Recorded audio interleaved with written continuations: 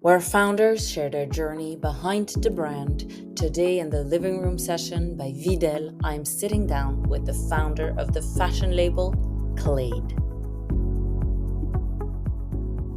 Hi and welcome. Today I have the founder of a fashion label, KLAYD, with me here in the living room by Viedelle, and her name is Paula, and I'm really happy to have you. I am so happy to be here. How are you, Paula? You good? I'm good, thank you. How about you? Good, thank you. It's been so lovely to meet you over the past couple of weeks. You've been actually really inspiring because you moved from Indonesia with your husband and a child to move here to London to launch your second brand. Yeah, just for the brand. So tell us a little bit about what made you move to London. First, I have my previous brand, which is in Indonesia. It's just called Bear Curve, where I start everything in 2019. And until 2022, we realized that the impact that we were making for the customer in Indonesia is actually quite big in terms of like confidence, empowering as well. People starting to wear body fitted basics, where in Indonesia it's not actually common to wear something like a second skin, or even like open up skin, like tank top, like what I'm wearing today. So it's not really common until we actually on board with the brand, and people starting to be like, oh my gosh, I actually look good in it, because we have variety of sizes as well, not only size small to medium, but we've got variety from small to double XL when we first started. And everyone will be like, oh my God, I actually really look good in it. Feel good in my skin. Yeah, feel good in my skin. And it's supportive as well, kind of like unique, and you can actually use it for your day-to-day basis. I mean, who does not need basics in like their wardrobe, right? True. I mean, like everyone needs basics, no matter what your age is. It's very timeless. We covered quite a lot of market back in Indonesia, and then we realized on 2022, perhaps I can just bring this globally, start somewhere, and perhaps doing a different approach, which is the luxury approach, which is KLAYD. I couldn't just launch the brand out internationally without me being there. So I was thinking, me and my husband were thinking, like, why don't we just all move? Like, what a brave move. Spontaneously. And I was like, okay, well, let's do it. Yeah, amazing. Let's do it. And then from there we researched about like, who do we have to work with, because we know. You didn't know anyone in London. I didn't know anyone. I have no family here, no friends whatsoever. So literally it's just us three with my son before, and our four. That's incredible.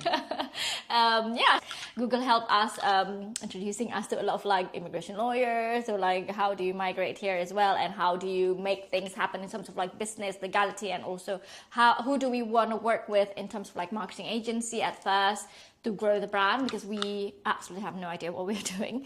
We moved here, and then long story short, it was 1 year in the process, I think 1 year and more, and then 2023 finally we launched the brand and we all moved to London.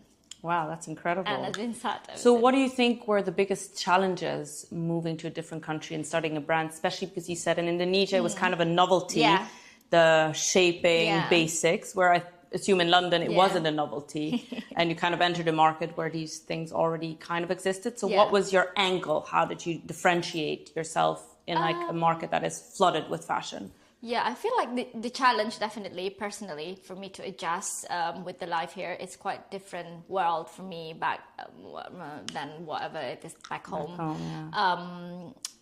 And then my son, definitely, but he's loving it here. I feel like he's quite adjustable adaptable as well in terms of like the situation. He loves it here. So as long as he's happy, I'm like, okay, I can work now. But in terms of like me and my husband, we quite struggle because it's quite different. We have no help here, and also we have no one basically. So we have to do everything ourselves, drop off, pick up, laundry, cleaning and everything. And we have to also at the same time grow the brand. So I think that is the challenge at first. Building our life at the same time as building a brand.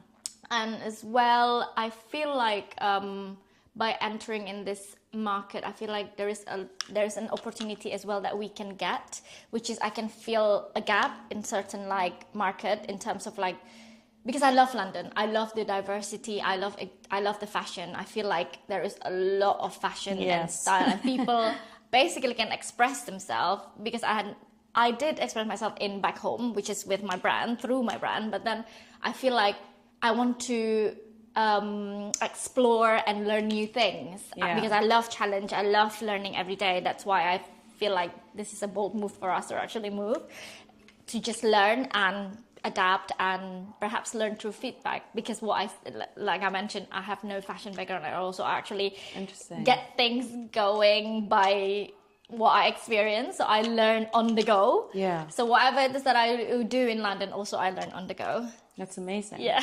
So I guess we could say your vision for KLAYD is to empower women to feel good in their bodies. It has been always like that ever since the first brand. This one is actually like the continuation. Yeah. So I can see that the visual is even getting bigger in terms of like sustainability as well, where we actually have this program, One KLAYD, One Tree, where somebody purchase a KLAYD, you can actually get a chance to actually plant a tree back home. So we help also the environment back home. So we want to also introduce the Indonesian product to the international market, but at the same time making an impact back home, which is helping and giving opportunities to other people as well to actually work and grow with the brand, and also sustainability impact in terms of like planting a tree and also waste management as well, because we do waste management as a production house as well. That's amazing. Yeah. And how about sourcing your fabrics? Because I had like a long relationship with the fabric supplier, because from the first brand, he's been with me since 2020. And that's all back in Indonesia, right? That's all back in Indonesia. And then until today, he is one of the factory actually quite like, in terms of like sustainability, he is quite on it in Indonesia. He got like every certificate there is, because he's actually quite ethical in terms of like production as well. And we recently visited the factory as well, and I put it on content in KLAYD, so everybody would see that who are we working together with in terms of like fabric supplier. And in terms of like production house, I do own the production house in-house.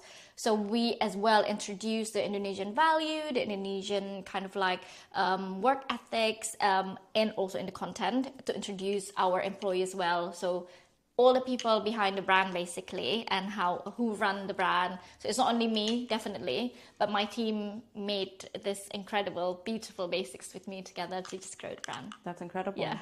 So how do you manage being here, managing a brand from here, but the production is in Indonesia? Yeah. How do you manage design and overseeing your whole company? At first it's chaotic, I must say. But then along the way, I think we just have to do it, because we just need to do it to just get going, because the time difference is 6 hours if it's daylight saving. If it's not daylight saving, it's like 7 hours. So it's quite a long time.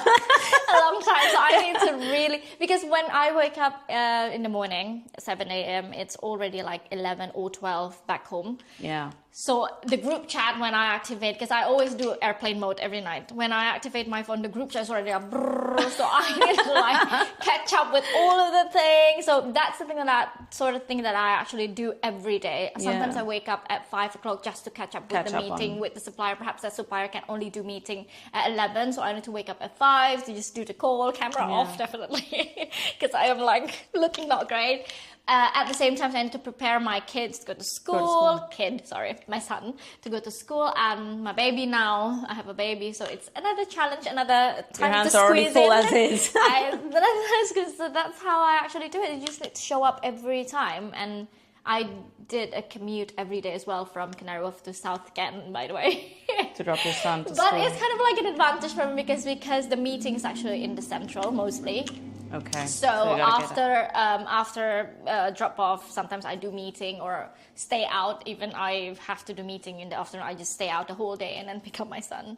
But sometimes I go back and forth, Canary Wharf to South Kent. So that's how I actually do it. I mean, it's incredible, honestly. I know I'm a mom of two, and it's just chaotic as is already, and starting a brand. I know. And running a brand. And I just recently had preparation for our upcoming warehouse. Yeah. Oh, how exciting! Yeah, so basically we were assembling the bins, and my baby is there. Luckily, she's sleeping, and she's been an angel, so she's just like supervising. So we were like assembling the bin, getting the bin. I put it on story. Incredible. So exciting. Make sure to all watch it. Yeah, exciting thing. So you have mentioned to me in the past that there were 2 instances where you said, "That's it. Yeah, I'm giving up." Yeah. Take us back to that moment. What happened and what shifted? Yeah, well, it's very hard because when you see from the outside, perhaps it's like, oh, that girl is actually successful. She moved to London just like that. And then suddenly KLAYD is just boom, just like that. But then the process is actually not just like that. Because like, along the way, I feel like the first year has been our learning curve, because I think we did quite a few mistakes that we should have done. But I think me and my husband would tolerate that because we're new, we don't know anyone. But then now we're smarter, but it costs us a lot. Yeah. I feel like there's so many unnecessary things that we spend. But the positive thing is like it is actually get the brand awareness and everything. But in terms of like sales, not so much. So I feel like for the second year, we just need to be like more smart and get everything internally and try to do things. And most in terms of like budgeting, pretty much have to be aware of every single thing. Rather than outsourcing. Yeah, rather than outsourcing. I think that would be best. Anything that you can actually do it yourself. Yeah. I think that would be best advice. Especially in the beginning. Exactly. So along the way, I think I would say, because in terms of like resources, it's like time. So if you take in a lot of resources in the beginning, I feel like the time is like sucked in already. I feel like you got lesser time to make a mistake. Yeah. Before, perhaps your resources is quite a lot, but then now it's quite limited. And then now you have limited mistake to make. So I feel like the time is running out for me. So I feel like there is that moment when me and my husband, especially me, I feel like, oh my God, this is like too much. We have a life as well. We have to think about personally. We have kids, and we just had a daughter. Yeah. Expenses quite high in London. I just need to think it through. Really, is this really working or not? I feel like if it's not working, let's just go home. And then, but my husband said, yeah, but when you process the visa, it's like 1 year and more even to just process for you to get here. Yeah. Now you just barely even like 2 years you want to give up. I feel like there is something that we are missing. Perhaps we just need to like scale back. We need to just set back. Because setback is not a failure. Because a lot of people think perhaps if you are setting back, it means like, oh, you're failing. Yeah. But it's absolutely not true. Because I feel like when we setting back, I feel like we just need to come back to our own pace, because you need to grow in your own space. You can't just suddenly, because I work with like amazing kind of like team, outsourcing with amazing kind of like very cool team, and then you suddenly will go just like the other brand that they are actually working with. Yes. That is not true. That is just a myth. Basically, you just need to do it yourself. So I feel like I want to give up, but then there is always a silver lining. There is always a good thing that is like coming out of it. A learning curve. And then suddenly anthropology want us. So I feel like, oh my God, it helps with our cash flow. It helps with everything literally, because they're actually buying. And I feel like it's just such a wonderful little thing that is like, okay, this is starting to happen. I think it's all about timing. So I feel that I just need to be a little bit more patient in terms of like, okay, this is going to work, but there is a certain thing that you need to do it yourself this time. Yeah. So I feel like, it's like that. Yeah, it's always ups and downs, right? When starting a business. It is. And there is some exciting deal as well to come. I can't say it first, but it's going to happen. Well, we have to stay tuned. We have to stay tuned. It's going to happen, but that's amazing. Really. Actually, you should probably mention also your recent pop-up over a weekend. Yeah, we had a pop-up with Census Collective, which is quite good. I mean, everyone came to actually try the product. They came to just feel the product. I feel like it's one way where KLAYD is actually strong, which is kind of like an offline activation, because people can just try them on. Because when you see in the website, sometimes it's just like, oh, it's just like the same basics like any other brand. What is the difference? But then when you actually feel it and try it on, feel it and try it, you will feel like, oh my God, this is actually different. This is actually quite supportive, and the fabric is actually not thin. So yeah, there's a lot of certain thing that people will definitely find out if you see it in the real product life. in real life. Yeah.